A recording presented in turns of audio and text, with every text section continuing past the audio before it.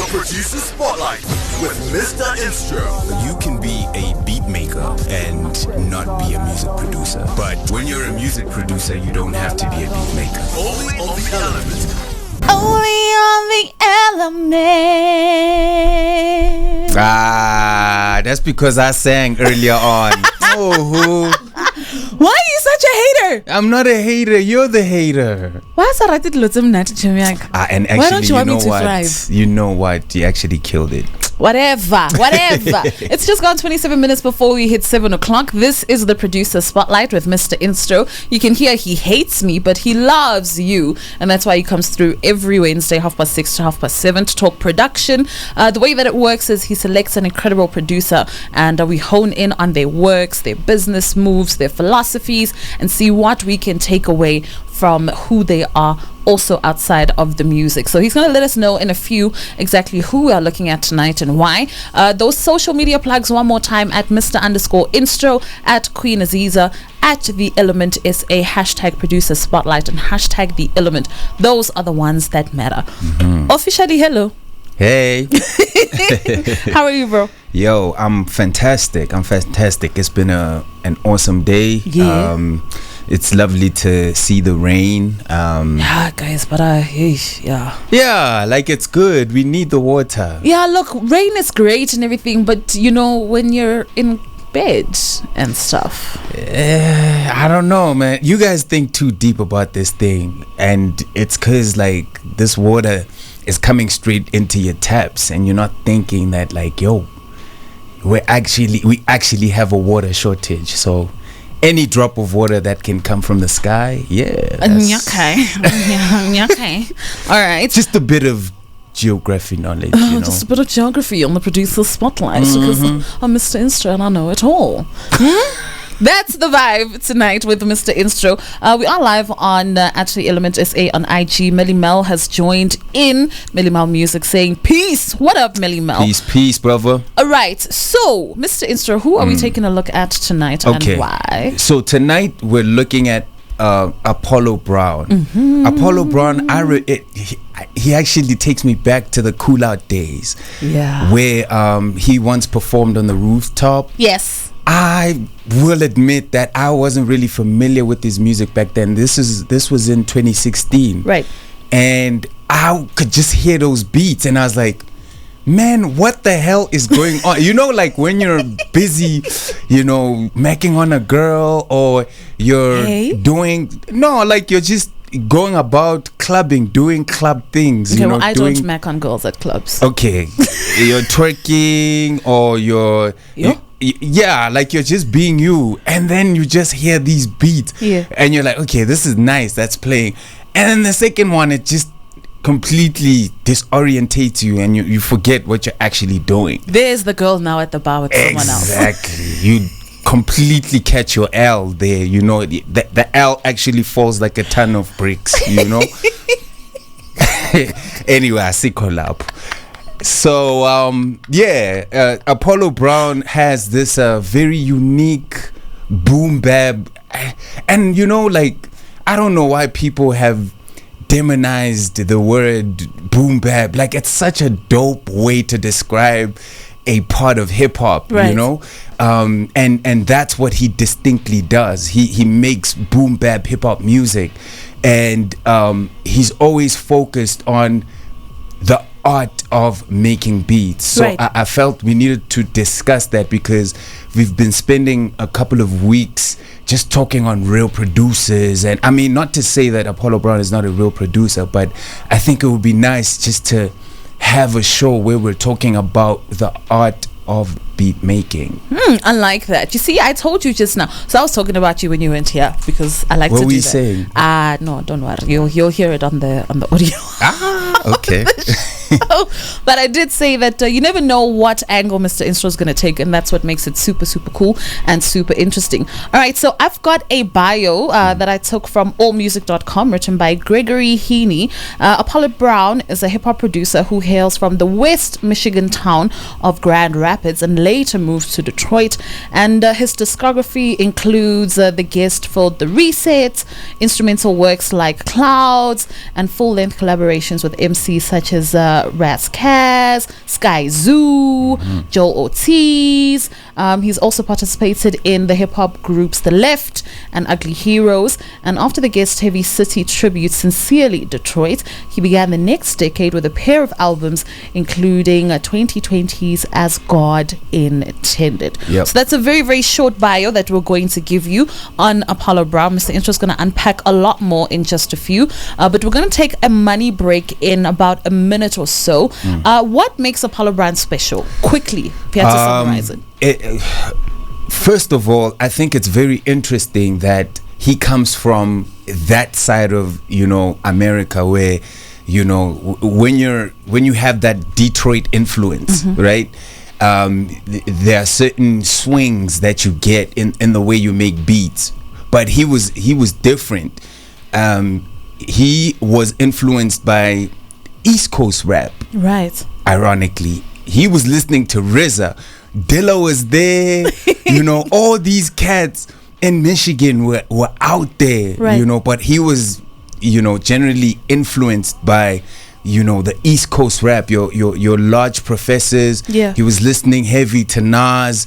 So his kind of boom bap was that like rusty and like hard kind of, boom bap. So I like the fact that his influence wasn't necessarily from where he was from. Where he's from. Yeah, and that's a very a great thing to have, because your surroundings are there.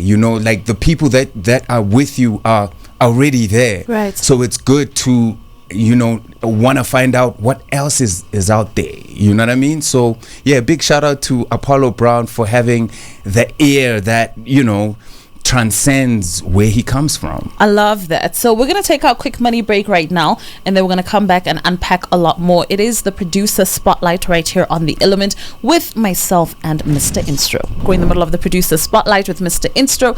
Tonight we are taking a look at Apollo Brown, and Mr. Instro is going to share some other things that he wants to know about him. Yes. So where are we going now? Okay, so a very interesting fact is that for a very long time he used a program, a digital audio workstation called A DAW. A DAW. There you go. There you go. I like that you're learning the jargon. Yes, I'm paying attention. It's very cool. You and Tony said can't call it a thing. No, you can't.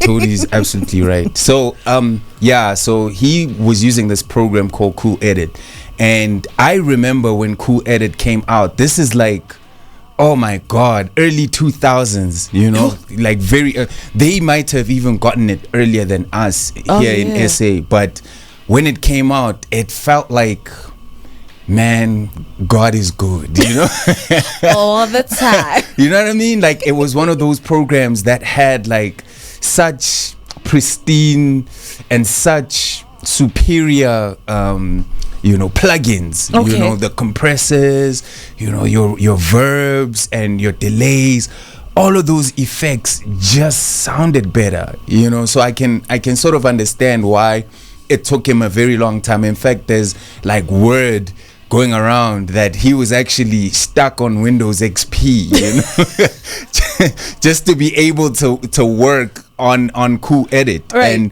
I completely understand that, because I remember working on it and just thinking, oh my God, this is actually so user friendly. I think it would have been the easiest gateway if you're trying to learn how to engineer, if you're trying to learn how to edit audio. I think Cool Edit would have been like the best place to start. Does it no longer exist? Because you keep talking about it in the past. It was bought by Adobe, so I think its parent now is Adobe Audition.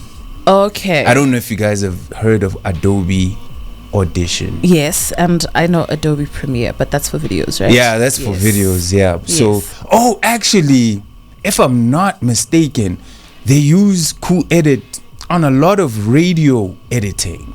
Really? Yeah, so a lot of, I should actually ask KG. Shout out to KG. I think he actually mentioned that when he started doing technical production, he used to use Cool Edit. So it's a very it's legendary, man. Like, it's like Fruity Loops. You cannot you cannot mention digital audio workstations without mentioning Cool Edit. It's just one of those that really changed the game, you know. So shout out to Apollo Brown for reminding me that, like, yo, actually this program came out and it was really, really dope, right? Right. So moving along, he quickly became a touring beat maker. Right. So we need to actually define first and foremost what a beat maker is. Okay. Right. And there's a very loose term that goes with being a beat maker. A lot of people just think you sit in your bedroom and you experiment around with Fruity Loops or whatever program that you're using. But I think it goes deeper than that. You know, you're a chef first and foremost. Right. You know, and there's different facets of being a beat maker. There are beat makers out there that specifically make beats for beat competitions. Right. Like the beat makers market that happened over the weekend. Beat makers market. Right. Brilliant example. There are people that aren't interested in making songs. I get you. And that doesn't take anything away from their art or the kind of people that they are, you know, or the kind of artists that they are. It's an art on its own. Yeah. The only difference is that when you're making the beat, you're actually filling the dynamic range, the full spectrum of the beat, of your I was shower a short second. Oh, sorry. Sorry. You're not leaving any space for anything else. You're filling your entire dynamic range with music. Okay. So that your beat sounds full. You know, there's sometimes when you play a song and then you play a beat directly after, and that beat will just sound much fatter. It'll sound bigger. Yes. And that's because that person was concentrating on filling up the space. Okay, that I understand. Music, that makes a lot more sense. Yeah. So that's pretty much what a lot of professional beat makers do. Yeah. Right. And Apollo Brown is definitely one of the people that started like that. He did eventually, graduate into becoming like a producer, and he says it's because he just wanted to be included in the final process of making the song. Sometimes, man, I think it's one of the most frustrating things about being a beat maker is that when you send music, then the people that are actually producing the song don't give it the integrity that it deserves. All right, on that note, I'm going to pause you for us to take a quick money break, and then you're going to come back and tell me about integrity as far as beats are concerned. I'm very interested in that. Hanging out with Mr. Instro. We do it every Wednesday, 6:30 to 7:30. Tonight we're taking a look at Apollo Brown. Yeah. Okay, so what I was talking about before we went on the break. Integrity as far as beats are concerned. Yeah, so when you're a beat maker, obviously... you sound like the imaging. When you're a beat maker. Really? Yes, it sounds exactly the same. Actually, I'm going to bring it back so you can hear it. Like, does this not sound exactly when you're the same? The Producer Spotlight. Producers really be knowing how to flip the computer in the sound. So now I love to collaborate. Everybody got a strength. With Mr. Instro. You can be a beat maker and not be a music producer. But when you're a music producer, you don't have to be a beat maker. Only on the Element. It's exactly the same.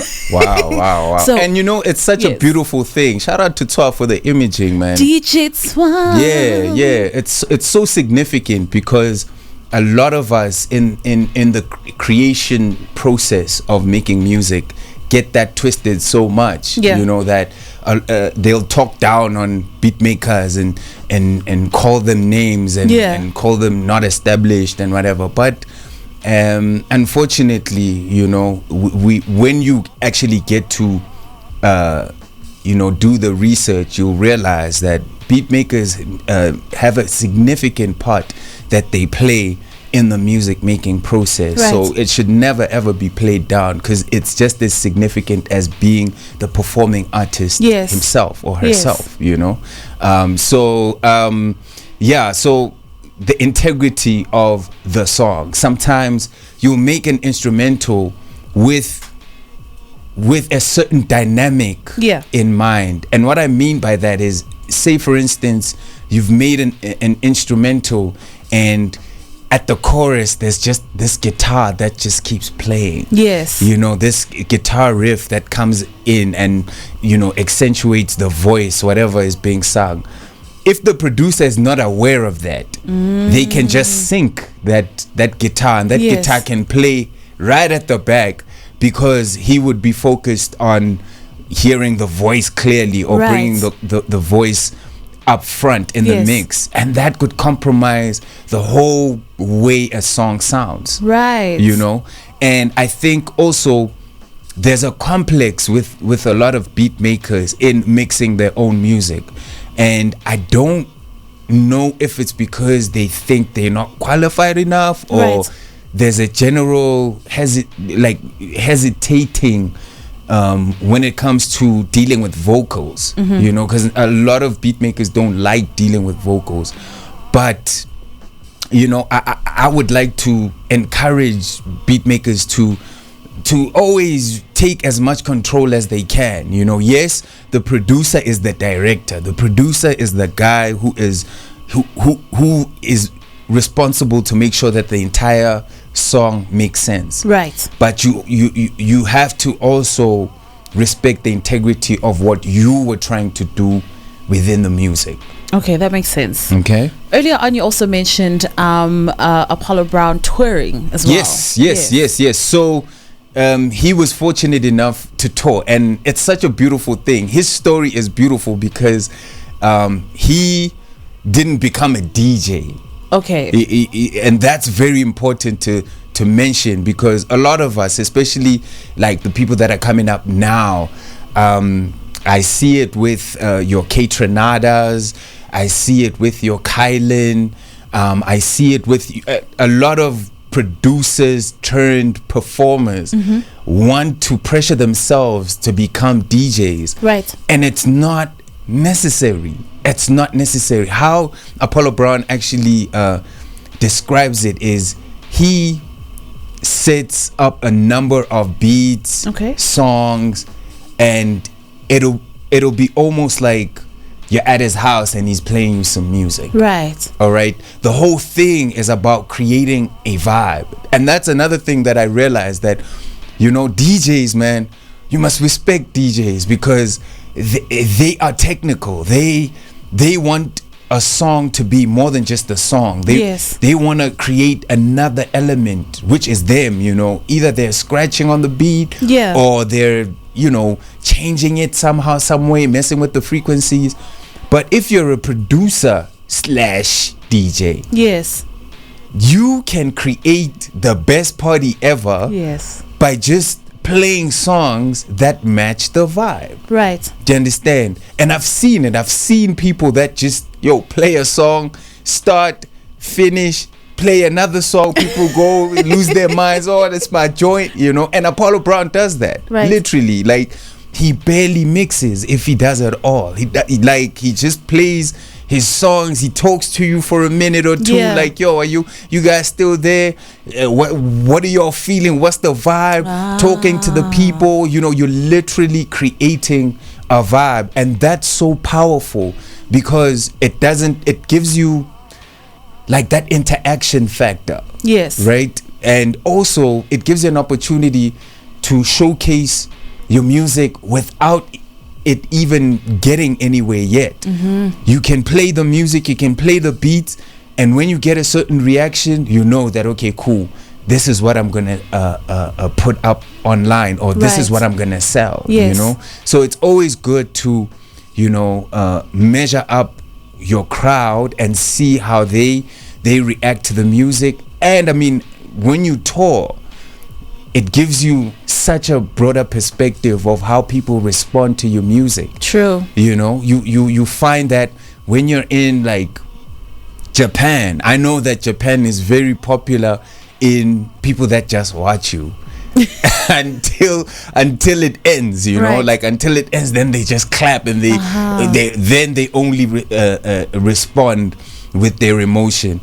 and it's only because they want you to feel respected. Respect, culturally like, as well. Exactly. Yes, it's where they come from culturally. Yes. Exactly. They trying to let you know that they are taking in what you're presenting. Yes. And that's powerful. And then you get to like South A. Yeah.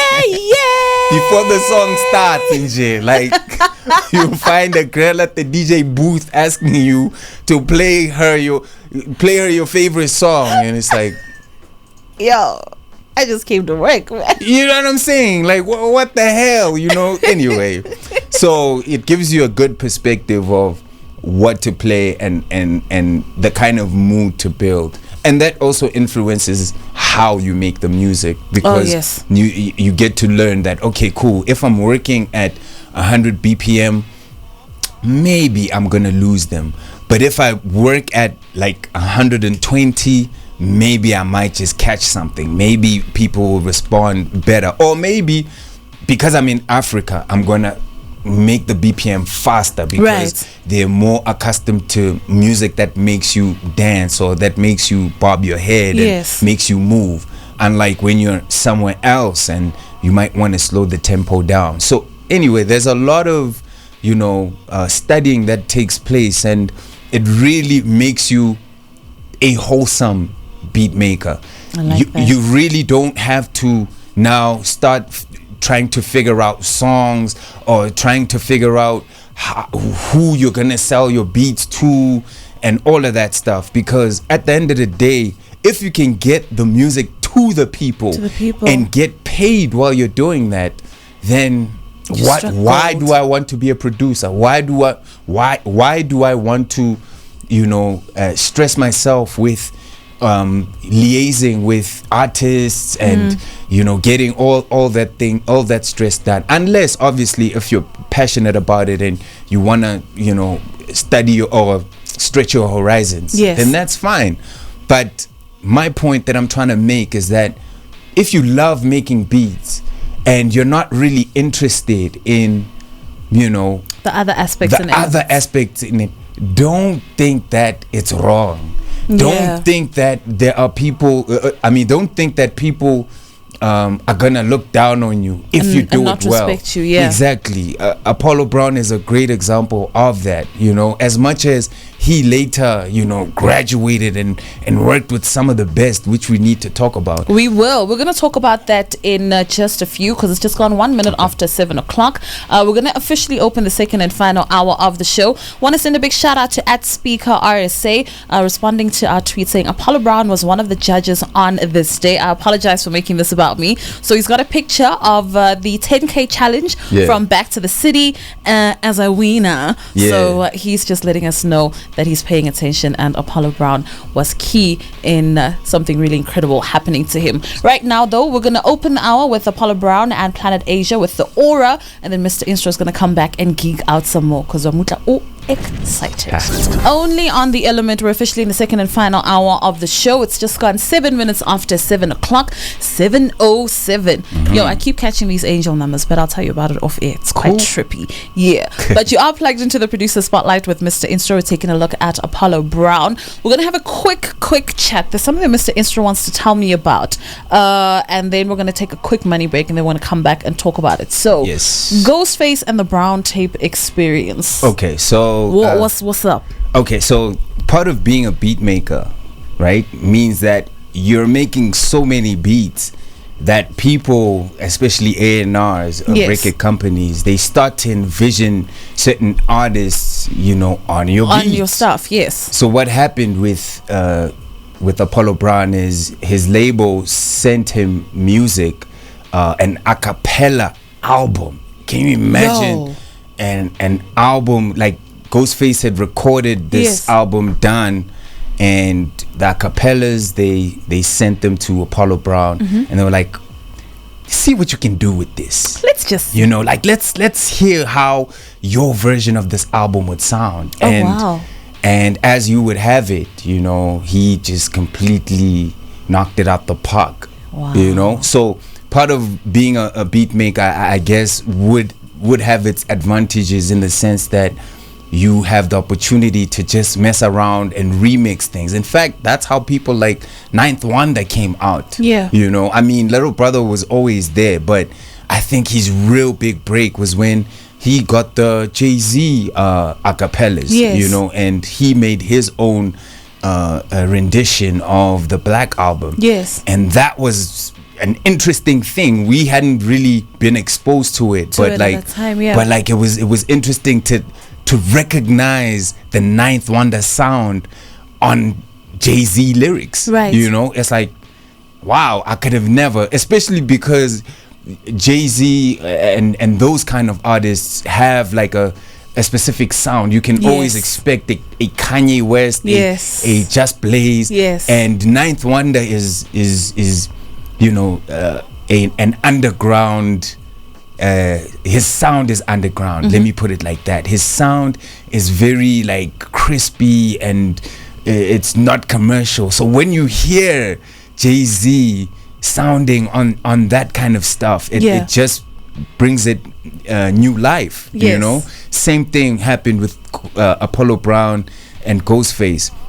The label loved the album so much that they were like, yo, we're actually gonna release this, we're gonna do like proper release. Yeah. And it's incredible because they hadn't really gotten together. Right. It was just strictly acapellas, you know. And he says that he got an opportunity to speak to Ghostface a couple of times, and he loved the work as well. Yeah. He definitely co-signed it. So it was a great experience. And also, heads up to all the introverts, you know. I know I always keep saying that the introvert, extrovert is a social construct. But if you feel that as a musician or as a beat maker, you're not really into the whole, you know, getting into studios and doing the whole, because we've seen the results. I mean, good example is Foreign Exchange. Yes. Foreign Exchange did an entire classic album, right? An album that we still listen to today. Having not just email conversations, sending you beats, sending you vocals back and forth. We know that the formula actually works. So if you're that kind of dude, then explore that. You know, don't limit yourself and don't feel forced to be in spaces when you know that that's not really your vibe. True. We're going to take a quick money break and then we're going to come back and chop it up a little bit more. Yes. And Ninth Wonder. Yeah. So where we're going to go with it now, because there's quite a bit that we can unpack. Yes, there is. I also have to mention that a special shout out to Sugar Smacks. Okay. Shout out to Sugar Smacks, because through him we somehow got the Jay-Z Black album acapellas. Okay, so Battle Cat, me, my dude Ras were fortunate enough, you know, to just mess around with these instrumental, with these acapellas. Yes. You know, and we made some beats over it. And up until today, man, it sounds so beautiful.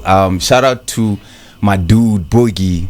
He actually sent me the tape because I'd lost it. It was in my old computer. Yeah. And he sent it to me. He was like, yo, I never lost this stuff. Wow. So I gotta share it with you, Aziz. I was gonna say, I want to hear it. Yeah, you need to remind me. It's special. It's so beautiful. I'm gonna bump it in the core. Yeah, like when I was listening to it, I was like, wow, I can't believe we actually did such a great job at doing this. But because we were beat heads at the time, you know, and we really were focused on creating a sound that was interesting and that represented a South African sound that still incorporated boom bap, you know. That's dope. And yeah, like that project is a great example of, you know, what our mind state was musically. And I actually need to make a plan to get it online somehow. I just need to speak to Battle Cat about it. But I'm motivated, you know, just seeing the result with Apollo Brown and the impact that the Ghostface collaboration had. I mean, what's there to lose, you know? And that's another thing about being a beat maker. It's It's just, yo, man, you can experiment without being too precious about, oh, it has to sound like a song. It has to be. You know how producers are. Producers will be pedantic, like, oh, that hi-hat is a bit too high. Let's make sure that the vocal, let's show those harmonies need to come out. You know, that kind of thing. And, you know, when you're a beat maker, they give you one channel, you know, it's literally one channel of vocals. The choruses are there. If it's too loud, it's too loud. If it's, you know what I mean? Like, it's literally you just exploring and creating a new, you know, a new dimension, a new image of what this original sound would be, you know. And I think that's such a beautiful thing that a lot of people take for granted. And yeah, like I'll definitely make a plan to get people to hear it. Please do, because it sounds really, really interesting. Yeah, like, I mean, if I like it after all these years, I mean, we did that project in like 2010. It might have been 2009. Yeah, between 2009 and 2010. So it's quite old. It's quite old, but yo, man, it's beautiful. When I listen to it today, it's like, my gosh, we were onto something. So yeah, definitely, like, it actually just motivates me to, you know, to really explore, you know, with more acapellas. And also, remember I told you about the acapella situation that Kanye West is doing with his device. Especially with Donda and the device that he's got for that he's got for that. Man, does anybody know when that thing's dropping? Dude, I saw, wait again, the way Kanye, because he's still making chops and changes even now, even till now. So there's a lot going on. So you might be in that one. Wow, the views of Mr. Instro. On that note, we're going to take a quick money break, and then we're going to come back and talk more about Apollo Brown. All right, we've got 9 minutes to go before we hit 7:30, before we come to the end of the producer spotlight. It literally feels like we just started. Mr. Instro is here. We're taking a look at Apollo Brown. So the Beat Makers Market just happened over the weekend. A big shout out to Enzo and everybody else who was involved. I think it's really, really dope what they do every single year. And I think I was saying it the other day, especially in light of the pandemic, because if you've been to the Beat Makers Market pre-pandemic, you know that it really is an experience. Right. You know, everybody being in the room, it's really, really dope. So I think that they did such a great job to keep it going despite everything that has been happening. With that being said, they have beat battles, they have beat auctions as well. So I want to know about selling beats and stuff. How it's actually quite crazy how selling beats has become such a difficult thing these days. Really? Yeah, selling beats is hard, man. And not because there isn't a market for it or anything like that, but the I guess the art of making beats has been saturated so much that I could make a really dope beat and there could be a 16-year-old that'll emulate that, like exactly how they'll listen to it and do the exact same thing, you know. So that has compromised, you know, how you know, to get quality out of, you know, selling and making money off beats. But not all is lost, you know. I mean, it's great that you actually mentioned the beat makers market, because those are some of the platforms that actually help to bring value to the art of beat making. You know, I know like people like Speaker, they would have value as beat makers because they are part of those platforms and they have reference, you know, to have, you know, a platform as beautiful and as growing as the beat makers market is. So special shout out to them, you know, trying to make people eat off of this thing. To be a producer is great. It really is great, but we mustn't forget that making music, making the beats is also like a art in itself. So where to from here? What happens then as far as beat makers are concerned? You know, if it's so difficult, what can actually be done? You know, yeah, it's a great question. I think, yeah, just to go back to the beat makers market, they are on the right track. Okay. You know, I think that's a great way to expose yourself, especially if you're passionate about beat battles and you're passionate about making beats and not necessarily songs. Yes. You know, I think you have a shot at looking at organizations like that. Yes. And being part of them. Okay. But also I think it's a very difficult place to make it if that's the only thing that you're trying to do. Okay, so I would suggest that use the internet. The internet is such a it's got like everything. You know, you can go to Bandcamp. I know a lot of producers love Bandcamp. Yes. You know, I'm listening to some of the best music I've listened to in a while because of Bandcamp. You know, it's not necessary to go the conventional route, wanting to get placements and getting somewhere and trying to call KO and or whoever, you know, like the big stars, trying to call Reason, try and rap on your beats. You know what I'm saying? Like it's I think there's avenues that you can explore. I'm also looking at this kid's Black Key as well. Yes. How he came up. He was SoundCloud dude, you know, just putting his stuff on SoundCloud, and the right people caught on. The right people heard him, and the rest was history. So I think it's also important to not limit yourself, you know, to just explore every area. And just keep going. Yeah. All right, so it's gone 26 minutes after 7. How are you wrapping up, Mr. Instro, as we wrap up on Apollo Brown for this evening? Yes, let's talk about his family, right? His family. I love chats like this. Yeah, his family dynamic. So his wife is not like in the game at all. At all? Like bruh. not even like a silent partner manager type thing. Not even. She don't even like hip hop. Okay, she probably like Apollo Brown stuff. She probably like Apollo Brown stuff, but you know, nah. And I think that's a beautiful thing, because if you that Questa interview, guys, did you listen to that Questa interview? I was there.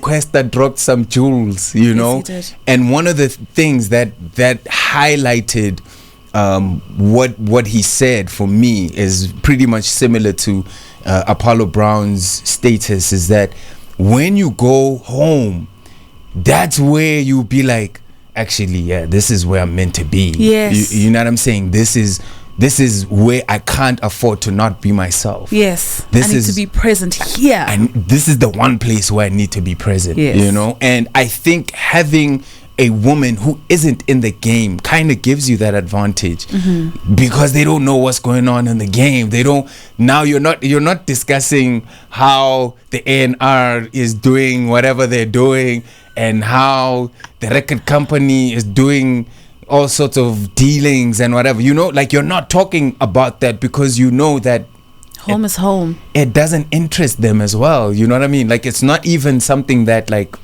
it's like, okay, it's your job, you know. You, of course, you want to discuss whatever you want to discuss, but the important thing is that this person helps you plug out. And I can't begin to explain how important it is, especially for an artist. It doesn't matter if you make beats, doesn't matter if you're a painter, doesn't matter if you're an artist, bruh. At some point, you have to be able to plug out.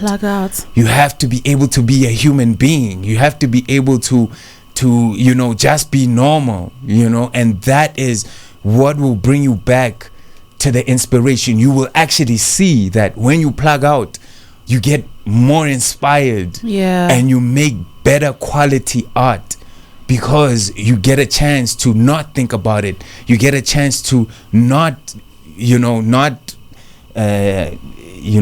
stress yourself about the politics Yes. of the art. You just plug out and you focus on your family, and you realize what you actually have. And when you do this thing, you do it with so much more passion, because True, yeah. you can appreciate it. You can appreciate it, and you're not stuck to it. Yes. There's people that are out there that are musicians, and they feel like, if I don't do this music thing, I'm nobody. Yes, I'm nothing without it. Exactly. And that's toxic. It's toxic. Okay, we have to actually call it what it is. It has to be what it is. It's toxic. So let's plug out, let's refresh our minds, our spirits, and make sure that when we get back into the studio, or when we pick up that paintbrush, that we're inspired, and that we're like, this is the moment. I missed this. I like that. Yeah. And that's how we wrap it up. Thank you, Mr. Instro. Sure. He'll be back again next week, Wednesday, but you'll hear him because we're always talking to Mr. Instro. He's not just here on a Wednesday, he's here every day, but you get to hear him on a Wednesday. We're going to close it off officially with Apollo Brown and Joell Ortiz with the grace of God.